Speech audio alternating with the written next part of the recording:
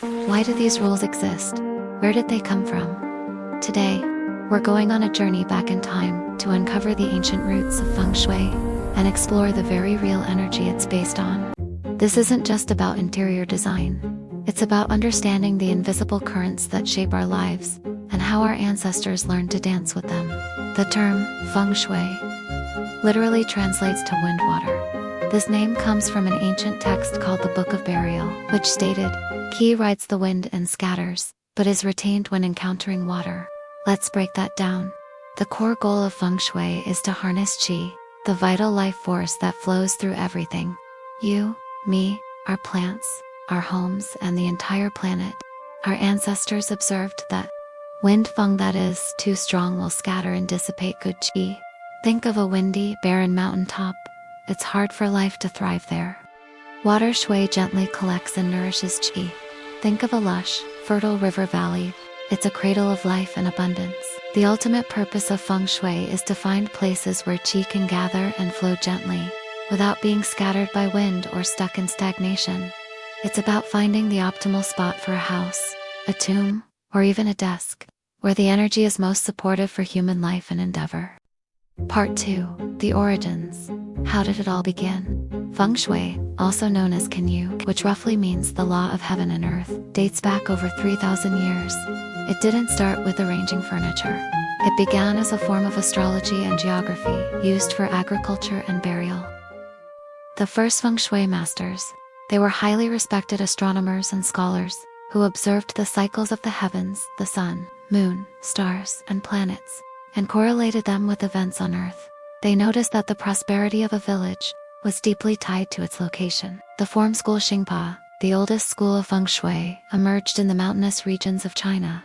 Practitioners would look for landforms that resembled protective animals: the black tortoise, green dragon, white tiger, and red phoenix. An ideal site would be protected at the back of mountain, the tortoise, supported on the sides hills, the dragon and tiger, and open to the front with a water source, the phoenix's view. This configuration protected the site from harsh winds and collected nourishing water and qi. This was practical.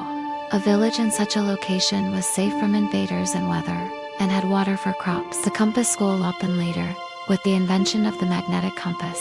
A more precise system developed.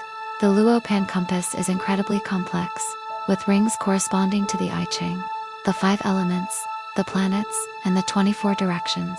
This school focuses on the energetic qualities of each direction, and how they interact with time and the people living in a space. So, the rules weren't just made up. They were observed over millennia through trial and error, noting which locations led to health, wealth, and harmony, and which led to struggle, illness, and conflict. Feng Shui's rules work because they are based on a fundamental understanding of the universe's energy system. Qi life force energy. This is the bedrock. Everything is made of and surrounded by Qi. It can be Shangqi, vital, ascending, positive energy, or Shaqi, destructive, attacking, negative energy. Our goal is to attract Shenqi and deflect Shaqi. A healthy growing plant is a pure manifestation of Shenqi. Yin and Yang. This is the concept of duality and balance. Everything has a yin and yang aspect. Yin, feminine, passive, dark, cool, quiet, moon, night. Yang, masculine, active, light, warm, loud, sun, day. A healthy home needs both. A bedroom should be more yin, calm, dark, cool for rest. A kitchen should be more yang, bright, warm, active for cooking. Plants can be either. A tall, spiky cactus is more yang, active, protective, while a soft, flowing fern is more yang, calm, nurturing. The 5 elements wuxing. This is perhaps the most practical tool. The universe's energy expresses itself through 5 phases or elements: wood, fire, earth, metal, and water. They aren't literal elements. They are metaphors for types of energy. Wood, energy of growth, vitality, and expansion. Plants are the literal wood element.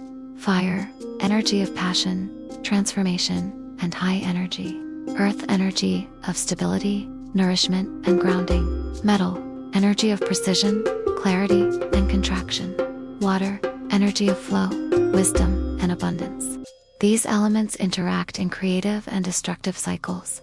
The creative cycle: water nourishes wood plants, wood feeds fire, fire creates earth ash, earth bears metal, metal collects water condensation, The destructive cycle is the opposite. In Feng Shui, use colors, shapes, and materials to balance these elements in a room. If a room feels stuck too much earth, you add metal, white, gray, circular shapes, or wood plants, green columnar shapes to create a harmonious flow. So, how does this ancient science apply to you? Placing a money tree in your living room. Direction compass school. Placing a plant wood element in the southeast wealth area. Makes sense because the southeast is also associated with the wood element. You are strengthening that area's innate energy. Form school.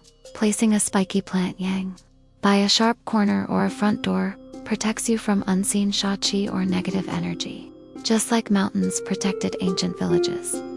Element balancing. A home office filled with technology fire element can feel overstimulating. Adding plants wood nourishes the fire, but you can also add earth elements, a yellow vase, a crystal, to exhaust the fire and create stability. Balancing the energy of your environment. Your ancestors didn't have these words, but they felt it. They knew a certain spot felt good. Feng Shui is the language we use to describe why it feels good and how to replicate it.